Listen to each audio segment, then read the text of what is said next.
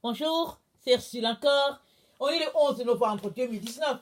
Alors, je viens sonner la trompette aujourd'hui encore et je viens vraiment nous encourager à être des personnes qui marchent à la suite de leur Seigneur. Amen. Le Seigneur nous a dit d'être toujours joyeux.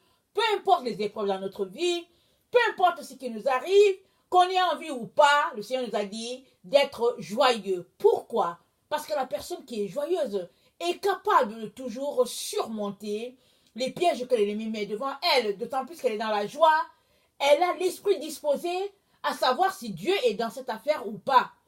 Mais la personne qui est triste, une fois qu'une épreuve vient sur son chemin, tout de suite, elle tombe encore dans le piège de la tristesse. Elle devient encore plus triste et puis c'est un engrenage et puis l'ennemi prend le contrôle de sa vie.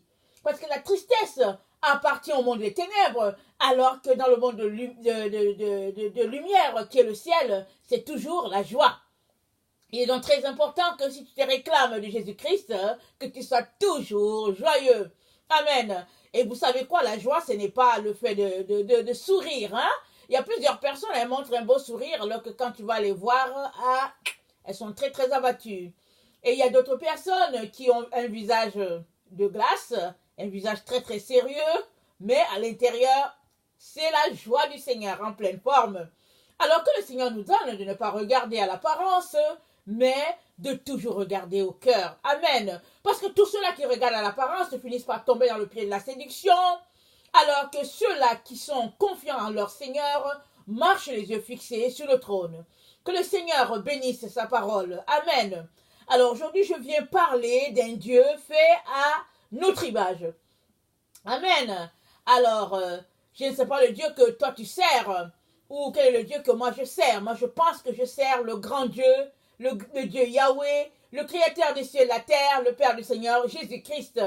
Celui-là qui nous a tellement aimés qu'il a donné son Fils afin qu'il puisse mourir pour l'humanité. Je pense que c'est ce Dieu-là que je sers, et par la grâce de Dieu, je viens jour après jour le servir. Amen. Et je fais très très attention pour ne pas le modeler à mon image. C'est quelque chose qui arrive, c'est pas la première fois. Amen.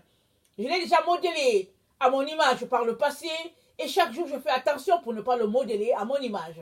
Alors je viens nous encourager à ce que le Dieu que nous adorons ne soit pas le Dieu fait à notre image, mais le Dieu Yahweh, le Père du Seigneur Jésus-Christ, le Créateur des cieux et de la terre, l'Éternel des armées célestes, que ce soit ce Dieu-là que nous servons.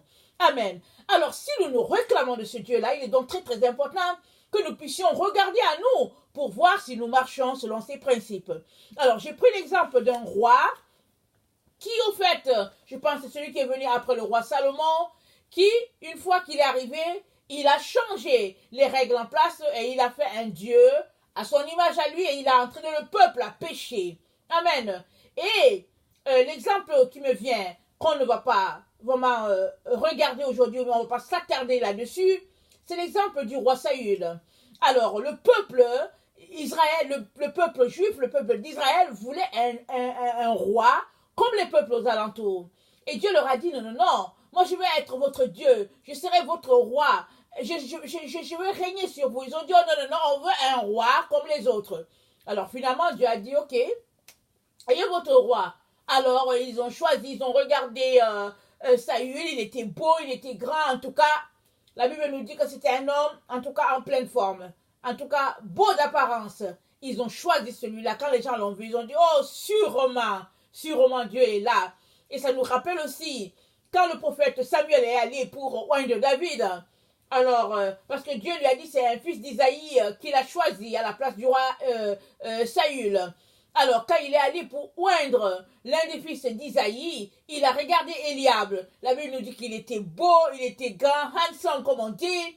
Alors, il était sur le point de verser sur lui la corne d'huile. Dieu a dit, oh là là là, non, non, non.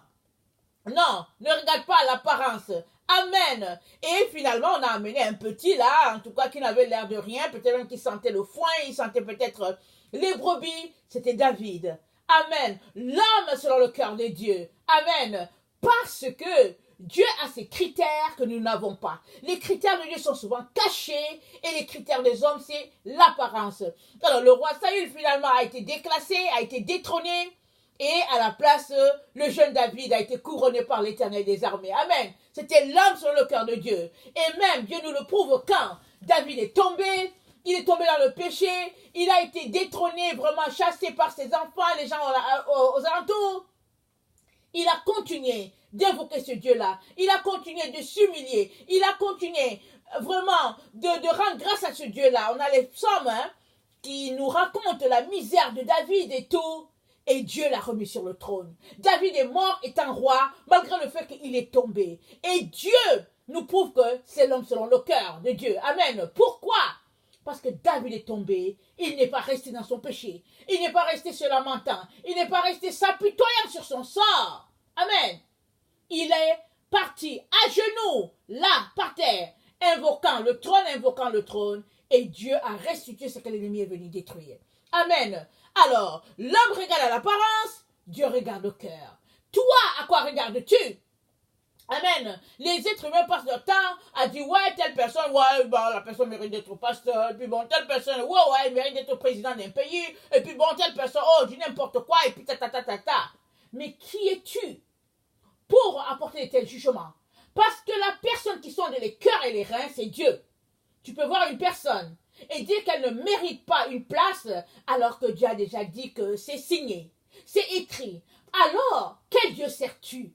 Un Dieu selon ton cœur, un Dieu fait à ton image ou bien un Dieu fait à l'image de Dieu? Il est donc très important que nous fassions attention parce que Dieu a créé l'homme à son image. Mais aujourd'hui, qu'est-ce que nous voulons? Nous créons en retour un Dieu à notre image. Et ça, c'est à notre perdition. Ça, c'est à notre perte. Parce que Dieu nous a créés d'une manière pour que nous puissions agir d'une telle manière afin qu'à la fin, sa gloire soit répandue sur la terre. Alors, je ne vais pas m'arrêter sur le passage de Genèse où Dieu a dit créons l'homme à notre image. Mais j'aimerais qu'on s'attarde sur le passage, attendez, je verrais qu'on lise d'abord Éphésiens 2, le verset 8 à 9, avant de nous attarder sur 1 roi 12, à partir du verset 25. 1 roi 12, 25 nous parle de ce roi-là qui est venu, qui a changé la donne en Israël et puis qui a amené le peuple à adorer d'autres divinités. Amen. Et Dieu a comment on appelle ça? Dieu a puni Israël à la suite de toute cette conséquence-là, de toute cette façon de se comporter. Parce que Israël voulait un Dieu à sa manière. Alors ils ont créé, des veaux et puis bon, voilà. Mais Dieu nous a créés pour une œuvre. Nous sommes sur la terre, toi et moi, pour accomplir les desseins de l'Éternel. Alors Dieu nous a appelés à quelque chose de bien précis. Il est donc très important que nous restions connectés à ce Dieu-là pour pouvoir accomplir la raison pour laquelle nous sommes sur la terre. Alors, Éphésiens 2, le verset 8 à 9. Éphésiens 2, le verset 8 à 9.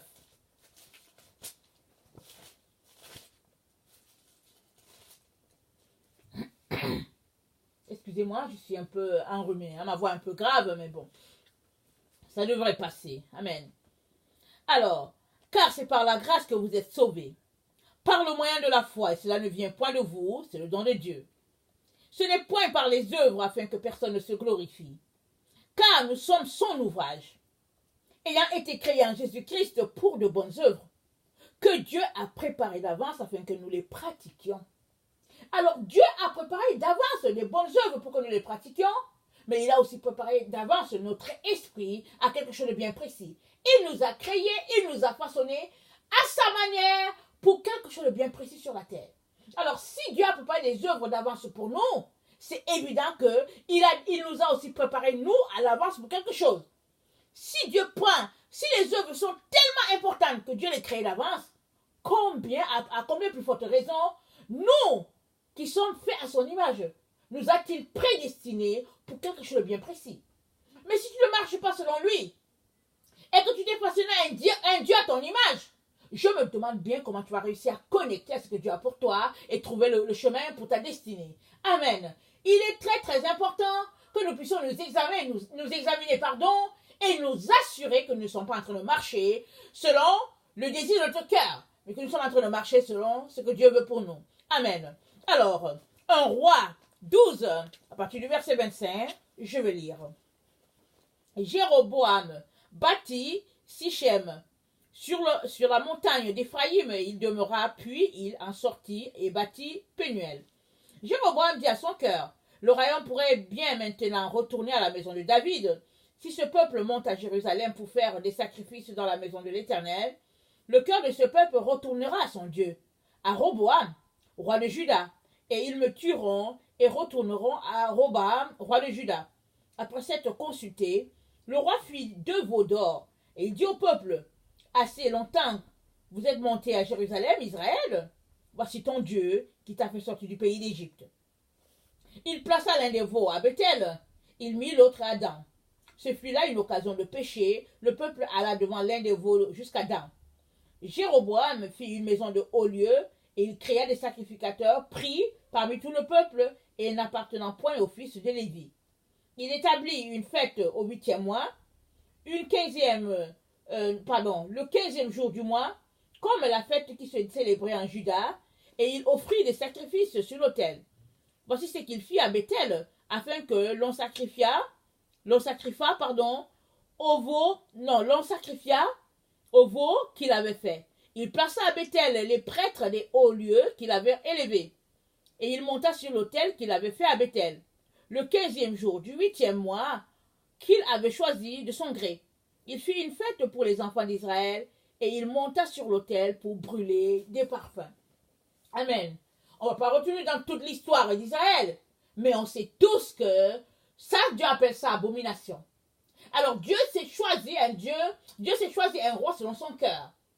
Le peuple avait choisi Saül, comme j'ai dit au début, mais Dieu a laissé le peuple réaliser lui-même que Saül s'était détourné de l'Éternel.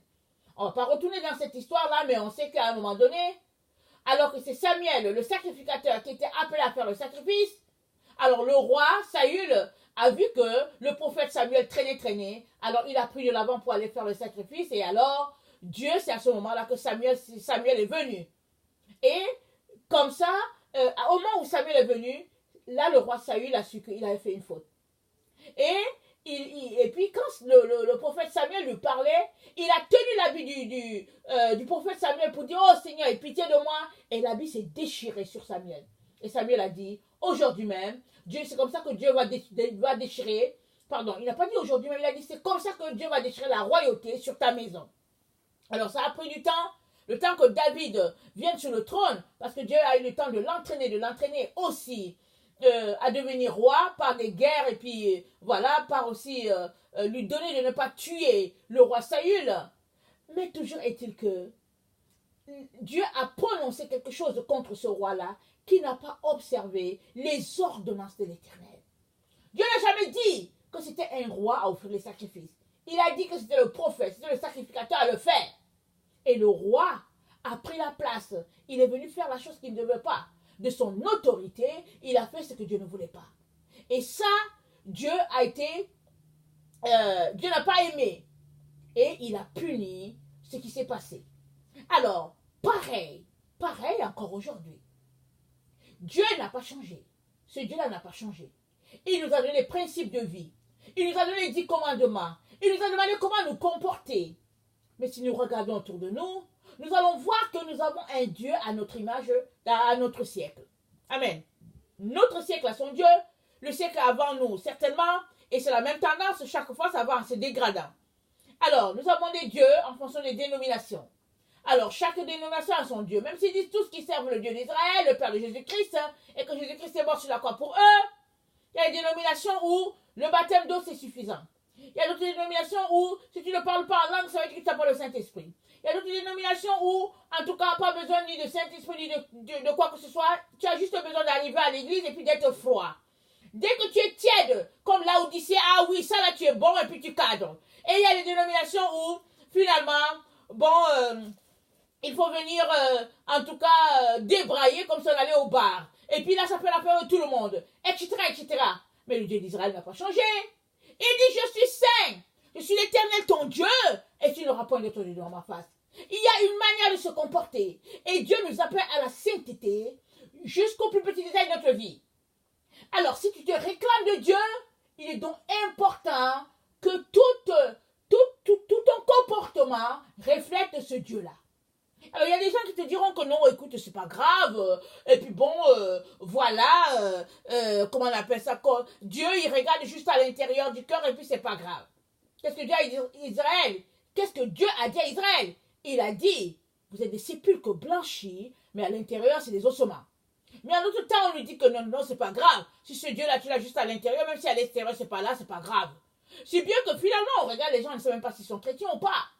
Alors, quand ils sont devant toi, quand ils sont au milieu des chrétiens, ils jouent aux pharisiens, ils ont un langage, ils parlent d'une manière, ils se tiennent d'une manière, ils rient d'une manière. Dès qu'ils tournent les talons, ah, tu ne sais même plus si tu l'avais rencontré quelque part. On dirait qu'ils portent des perruques sur eux ou bien ils ont un accoutrement. Et puis tu te tournes, tu te dis, mais attends, est-ce que c'est la personne-là que je viens de voir? Tellement les enfants de Dieu aujourd'hui sont devenus des comédiens qui jouent à une façon de faire. Parce qu'il faut jouer aux chrétiens. Il faut se comporter d'une manière. Mais Dieu n'a pas changé.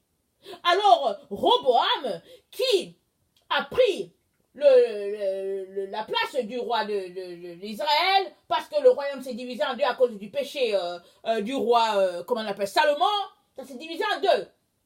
Et parce qu'il était jaloux, parce qu'il voyait le peuple qui allait de l'autre côté, il ne voulait pas que le peuple retourne à Roboam. Alors, qu'est-ce qu'il a fait? Il a créé deux veaux d'or et il a demandé au peuple de venir adorer les veaux d'or. Alors qu'ils connaissent très bien l'histoire d'Israël, ils connaissent très bien comment Dieu a fait sortir Israël d'Égypte, comment à un moment donné ils se sont fait un veau d'or, comment le feu est descendu du ciel et les a brûlés, et puis comment Moïse s'est fâché, il a lancé les tablettes et puis Dieu a dû redonner d'autres. Ils connaissent toute l'histoire. Comment Dieu s'est fâché, comment Dieu est en colère. Roboam, le roi Jéroboam, c'est tout cela. Mais tellement son cœur était méchant, il n'avait aucune révérence pour Dieu, il a amené le peuple à pécher. Il leur a donné une direction. Il dit allez-y par là parce que dans le fond, parce que comment il a réfléchi, il s'est dit bon si je les laisse, ils vont retourner à Roboam. Il a pensé à lui, ses intérêts, sa gloire, un Dieu à son image. On le fait pareil. On le fait. Si tu ne viens pas devant Dieu à tous les jours, écoutez ce que Dieu t'a dit, suivre strictement les consignes du Dieu d'Israël, tu vas te retrouver à faire un Dieu à ton image. Ça là, on n'a pas besoin d'aller à une école pour ça. On n'a pas besoin que quelqu'un nous enseigne pour ça. C'est évident. C'est évident. Regardez les parents. Ils donnent des consignes à leurs enfants. Ils donnent des consignes aux enfants et les enfants se retrouvent comme à faire ce qu'eux ils veulent. Mais imaginez des parents qui ne disent rien aux enfants. Alors imaginez, l'enfant va faire les choses selon, il va se créer, en tout cas une image des parents qu'il aimerait. Parce que nous sommes dans le temps des enfants rois. Il est donc très très important qu'on ramène toujours la balle au centre, qu'on puisse ramener la balle au centre. C'est pareil pour toi et moi. Dieu a déjà donné la parole. On a la Bible. Il y a des gens qui ont vécu dans les époques qui n'avaient pas de Bible. Ou bien qui n'avaient pas le Nouveau Testament. Mais nous, on a tout. On a l'ancien, on a le nouveau. On a l'occasion de venir en communication avec Dieu à tous les jours, à tout moment. Il nous revient de nous assurer que nous ne sommes pas en train de nous éloigner du chemin de la vérité. Il nous revient de nous assurer que nous sommes en train de servir le Dieu d'Israël, le Créateur des cieux et de la terre, l'Éternel des armées célestes. Il est très important que tu t'assures que tu n'es pas en train de servir un Dieu créé à ton image. Mais nous sommes dans l'époque où nous avons un Dieu vraiment à nos images, selon nos dénominations, et puis bon, comme nous voulons. Et s'il te plaît, n'essaye pas de leur parler, hein. N'essaye pas de dire quelque chose, de retourner dans la Bible. Ah non, on va te lapider. Parce qu'on veut un Dieu créé à l'image de ce siècle-là. Alors on va dire, oh, écoutez, il ne faut pas exagérer, mais Dieu n'est pas comme ça. Dieu est bon, il est gentil, et puis bon, et puis bon, et puis bon. Comme s'ils avaient vu Dieu. Comme s'ils avaient vu Dieu. La Bible dit quoi? Dieu est esprit. Il faut que ceux-là qui s'approchent de lui puissent s'approcher vraiment et puis l'adorer en esprit et en vérité. Et que celui-là qui s'approche de Dieu puisse savoir que Dieu est le rémunérateur de ceux-là qui le cherchent. Si tu ne cherches pas Dieu, ben comment tu vas faire? Parce qu'il rémunère ceux-là qui le cherchent. Si tu ne le cherches pas, ça veut dire que bon, voilà, tu n'auras rien en retour. Dieu, là, il n'est pas une machine à sous, on appuie, poum, et puis ça donne l'argent comme on veut, là, ça, si on voulait 25 sous, ben on appuie, on met $1, on appuie, et ça nous donne 85 sous, on se dit, bon, voilà, Dieu est bon. Non, Dieu, il le rend bien à tous ceux-là qui viennent devant sa face. Tu peux venir aujourd'hui et puis Dieu ne te dit rien. Mais tu es tellement bien dans sa présence que tu ne veux pas partir.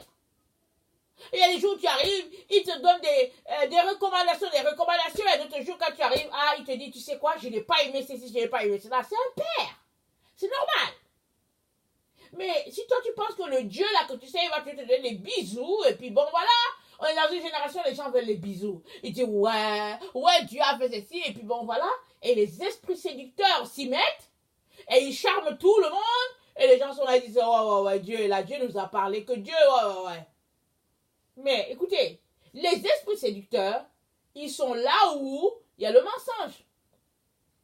Ils sont là où il manque de révérence. Ils sont là où il y a un mépris considérable. Alors là où il y a péché, les esprits séducteurs sont là. Rappelons-nous ce roi, 1 roi 22. Je vous conseille à le lire. Alors, il ne voulait pas écouter Dieu, il voulait entendre des prophéties comme il voulait. Alors Dieu a dit, je cherche un esprit qui va aller tromper tel roi. Et il y a un esprit qui s'est présenté. Il a dit, me voici, envoie-moi. Dieu a dit, comment tu vas faire? Il dit, je vais faire ceci, je vais faire cela. Dieu a dit, bon, vas-y. L'esprit est venu tromper le roi. Et alors quand le roi de Juda lui a dit, mais écoute, est-ce qu'il n'y a pas un autre prophète dans la ville qui peut nous dire, qu'on peut encore consulter? Il a dit, en tout cas, il y a un autre là, je ne sais pas si c'était Michel, il dit, il y a l'autre là, Michel, mais lui là, il dit toujours des choses qui ne sont pas correctes. L'autre dit, mais quand même, appelons-le, consultons-le quand même, parce qu'après tout, quand même, il dit, non, moi j'aime pas l'écouter, parce qu'il dit toujours des choses qui sont différentes des autres. Alors, l'autre roi lui a dit, non, quand même, appelons-le quand même. Il faut quand même qu'on l'écoute, et puis on va entendre ce que Dieu a à nous dire. Alors, ils ont appelé Michel. Michel est venu et le roi d'Israël voulait entendre autre chose. Il voulait que Michel prophétise dans le même sens que les autres prophètes menteurs. Michel allait consulter Dieu et Michel lui a dit, en tout cas, si tu montes contre, je pense, le roi Nabuchodonosor ou quoi, il va te tuer. Mais il a dit au roi de Juda, t'as vu, je t'ai dit que ça ne vaut pas la peine de l'appeler parce qu'il dit toujours des choses qui ne sont pas correctes. Finalement, en tout cas, il a fait le contraire et puis dès qu'il est arrivé en guerre, il s'est camouflé, il a porté un habit, mais c'est lui qui a été atteint. On ne peut pas se cacher devant Dieu. Amen. Dieu est Dieu sur son trône. Il est très important que nous puissions le craindre. Alors lui, il voulait un Dieu à son image. Un Dieu qui allait dire des choses qui allaient chatouiller ses oreilles. Parce que l'atmosphère, c'était une atmosphère de mensonges, de tromperie, de péché. Et les esprits séducteurs sont venus, il a été emporté. Pareil pour nous aujourd'hui. Pareil. Nous sommes dans le temps où nous ne devons laisser aucun esprit séducteur. Nous sommes dans le temps où nous devons nous examiner. Nous sommes dans le temps où nous devons demander la clémence divine pour qu'elle puisse nous aider à tenir. Nous sommes dans un temps pas facile. Alors, que le Seigneur nous donne la grâce de nous humilier devant la sainteté de son trône et de tout faire pour ne pas être trouvé vraiment manquant de respect, de révérence devant ce Dieu-là. Qu'il nous donne vraiment dans la supplication de venir devant lui pour dire, aide-nous Père éternel, aide-nous à être le reflet de ta gloire. Aide-nous à être un récipient préparé pour que le Saint-Esprit puisse circuler à travers nous. Dans la Bible, c'est dit, on ne verse pas du vin nouveau dans une vieille outre, parce que les deux vont se rompre. Mais on verse du vin nouveau dans une outre nouvelle. Comme ça, et le vin et l'outre sont conservés. Alors, si tu veux recevoir le maximum de l'Esprit de Dieu, ou bien si tu veux recevoir toute la connaissance, toute la révélation selon ce Dieu-là, il est donc important que tu puisses vider ton récipient de tous les déchets qui s'y trouvent et que tu puisses vraiment être un récipient nouveau et Dieu va déverser en toi l'onction de son esprit, de telle sorte que tu puisses voir ce Dieu-là comme lui-même il est. Si nous avons créé un Dieu à notre image, ne soyons pas étonnés de ce que ce Dieu-là que nous avons créé à notre image, vraiment nous envoie carrément dans la gueule du lion. Parce qu'un Dieu à notre image, ce n'est que Satan. Tu auras un semblant d'un Dieu qui en réalité n'est pas le vrai Dieu. Le vrai Dieu, c'est le Dieu d'Israël. Il n'a pas changé. Il est le même dans l'Ancien que le Nouveau Testament. Il est le même hier, aujourd'hui et pour toujours. Il n'a pas changé. Si toi tu as un Dieu dans ta tête qui est un Dieu du 21e siècle, alors dis-toi que ce n'est pas le vrai Dieu. Le vrai Dieu n'a pas changé. La même parole qu'il a donnée à Enoch, à Adam, c'est la même parole qu'il nous a donnée aujourd'hui. La même parole qu'il a donnée aux disciples. Il doit être important que tu puisses préparer ton récipient de manière à recevoir ce Dieu-là pleinement, tel qu'il est. Parce que Dieu n'est pas un homme pour mentir. Il n'est pas un fils d'homme pour se repentir. Ce qu'il a dit, ça arrive toujours. Il est donc important que tu t'assures que tu sers le vrai Dieu. Non pas celui-là que tu t'es créé, qui va te chatouiller les oreilles dans le sens que tu aimerais, ou bien qui va te caresser dans le sens des poils. Non. Nous servons un grand Dieu, un Dieu qui nous a donné des directives, qui nous a décrit qui il est.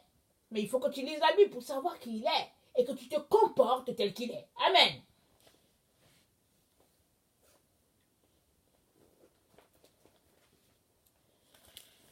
Alors, Jean 15, je pense 18 à 21. Jean 15, 18 à 21. Si le monde vous hait, sachez qu'il m'a haï avant vous. Si vous étiez du monde, le monde aimerait ce qui est à lui. Mais parce que vous n'êtes pas du monde et que je vous ai choisi du milieu du monde, à cause de cela, le monde vous hait. Souvenez-vous de la parole que je vous ai dite. Le serviteur n'est pas plus grand que son maître. S'ils m'ont persécuté, ils vous persécuteront aussi. Si l'on gardait ma parole, ils garderont aussi la vôtre. Mais ils vous feront toutes ces choses à cause de mon nom, parce qu'ils ne connaissent pas celui qui m'a envoyé. Si je n'étais pas venu et que je ne leur eusse point parlé, ils n'auraient pas de péché. Mais maintenant, ils n'ont aucune excuse de leur péché. Celui qui me hait est aussi mon Père. Si je n'avais pas fait parmi eux les œuvres que nul autre n'a faites, ils n'auraient pas de péché. Mais maintenant, ils l'ont vu et ils l'ont haï, et moi et mon Père. Mais cela est arrivé afin que s'accomplisse la parole qui est écrite dans leur loi. Ils m'ont haï sans cause. Amen. Alors moi, je ne sais pas quelle est ta situation en tant qu'enfant de Dieu. Es-tu ce type de chrétien que tout le monde aime? Alors, c'est clair ici. Voilà, on a lu, hein. Il a dit quoi? Il dit, si le monde vous hait, sachez qu'il m'a haï. Il m'a haï avant. Si les gens ne te haïssent pas, pose-toi les questions si tu connais vraiment Jésus. Et puis, si tu côtoies un milieu, peu importe, si tu es un milieu chrétien et que tout le monde t'aime, pose-toi les questions. À partir du moment où tu vas commencer à marcher selon Jésus, tu vas voir ce que les gens vont dire de toi. Ils vont mettre une croix sur toi. Une croix. Chaque fois qu'ils vont se retrouver, ils vont t'envoyer des flèches. C'est comme ça fait partie, Jésus l'a dit. Alors toi là, qui m'écoutes, je suppose que tu es quelqu'un que les gens aiment. Commence à pleurer, parce que ça veut dire que tu n'es pas en train de marcher selon Jésus. Hein? Je ne suis pas en train de dire qu'il faut que les gens te détestent. Je ne suis pas en train de dire ça. Je suis tout simplement en train de te parler afin qu'il y ait une prise de conscience en toi-même. Si les gens que tu côtoies, en tant que communauté, ou bien en tant que chrétien, t'aimes et puis bon, voilà, c'est parce que tu n'es pas en train de marcher selon Jésus. C'est parce que tu es en train de faire les mêmes choses qu'eux, c'est-à-dire une vie médiocre. Une vie selon que ça chatouille tes oreilles dans ce que tu aimerais entendre.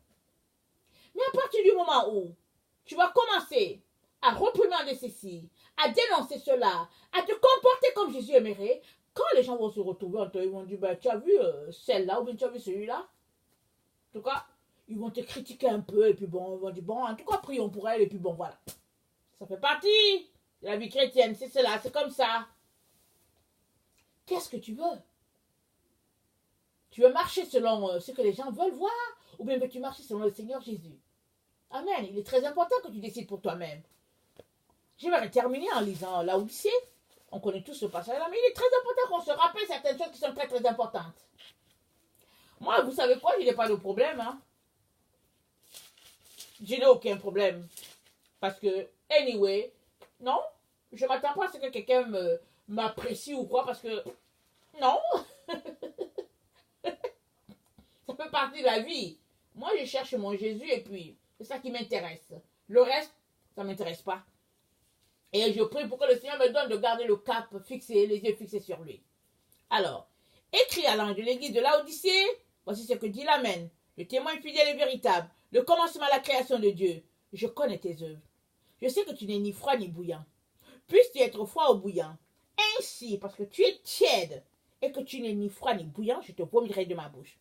Parce que tu dis, je suis riche, je me suis enrichi, je n'ai besoin de rien, parce que tu ne sais pas que tu es malheureux, misérable, pauvre, aveugle et nu, je te conseille d'acheter de moi de l'or éprouvé par le feu, afin que tu deviennes riche, et des vêtements blancs, afin que tu sois vêtu, et que la honte de ta nudité ne paraisse pas, et un collier pour un de tes yeux, afin que tu vois. Moi, je reprends et je châtie tout ce que j'aime. Et donne du zèle, et repens-toi. Amen. Jésus nous aime, voilà pourquoi il nous reprend. Alors si tu te rends compte que, au fait, il y a quelque chose en toi qui n'est pas conforme à ce que Dieu l'attend, fais tout pour changer. Parce que Dieu t'a créé à son image. Ce n'est pas à toi de créer un Dieu à ton image. Tu es créé à l'image de Dieu pour vivre, marcher, faire comme Dieu a désigné que tu dois faire. Mais ne te mets pas là, assis à tes lauriers là, et puis tu crées un Dieu à ton image, et puis tu dis voici Dieu, et puis ça ne t'avance à rien, parce que ça te conduit directement en enfer.